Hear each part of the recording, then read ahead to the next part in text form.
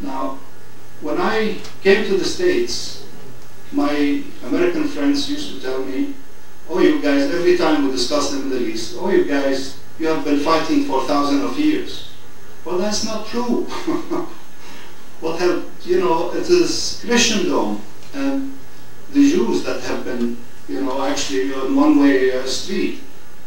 Christianity, persecution of the Jews over the centuries that created this national feeling among the Jews that they are in need of a state. And relationships between Jews and Muslims, or Jews and Arabs, before the turn of the century were very cordial, very nice, and actually the Jews in the Arab lands were Arabized, meaning they were considered a part of the Arabic community. They contributed to the Arab culture, to medicine, to arts, to everything. And there was no persecution. It only started at the turn of the 20th century when nationalism, when Jewish nationalism collided with Arab nationalism. Now, after he wrote Herzl, after he wrote this booklet, he called for a first Zionist Congress to take place in Basel, Switzerland. Initially, it was supposed to be in Vienna, but because there were kosher restaurants in Vienna. However, the Jewish business community of Vienna rejected that because they did not want to give ammunition to the anti-Semites because of that gathering. So it was held in Switzerland. Shortly after the first Congress, the Zionist movement dispatched 2 rabbis to Palestine for a fact-finding mission to find out what's going on. So the 2 rabbis arrived in Palestine, spent some time, and they sent a cable to Herzl. The cable read as follows: "The bride is beautiful, but she is married to another man." And that really explains the whole thing. At the time when the Zionists started to look at Palestine as a homeland, there were 56,000 Jews in Palestine and 600,000 Arabs. So the Jews in Palestine, again I would remind you that those were Arabized Jews, spoke Arabic, have culturally they were Arab, religiously they were Jewish. And there were less than 8% of the population. Now,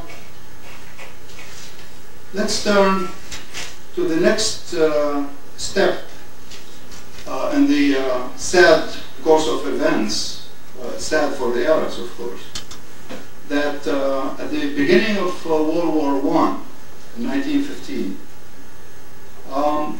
the Arabs thought that it would be an opportune time to call for independence. And the reason for it is that just as anti-Semitism in Europe awakened Zionism, anti-Arab sentiment among the Turkish ruling class at the turn of the century awakened Arab nationalism for the first time.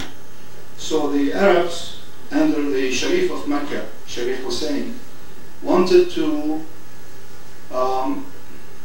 have independence, to build a country on their own.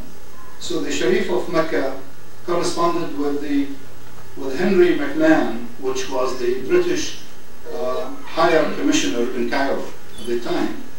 And he proposed to him that the Arabs will help the Allies fighting the Turks in World War I and return for a country that will be headed by the Sharif of Mecca. Now I just want to show you the map that he, after he corresponded with the Higher Commissioner that he proposed that this country should be an Arab country.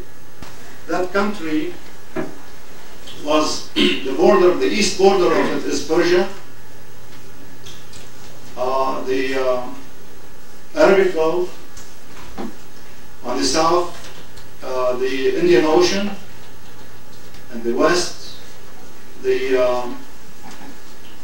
Red Sea, the Suez Canal, and the Mediterranean. And the north, a line that connects Marsina with the Jazirat ibn Omar in northeast Turkey. So this is what it is now, the current Syria, Lebanon, Palestine, Jordan, and Iraq, Saudi Arabia, Kuwait, and the Gulf areas. This is the country that Sharif of Hussein considered an Arabic country, and he wanted independence for it. McMahon, the Higher Commissioner, said, I can't really give you all that, because he wrote a letter to the Sharif of Hussein in July of 1915, and then again in March of 1916. He said that the two districts of Marsina and Alexandretta and portions of Syria laying to the west of districts of Damascus, Homs, Hama, and Aleppo cannot be said to be purely Arab and should be excluded from the limits demanded.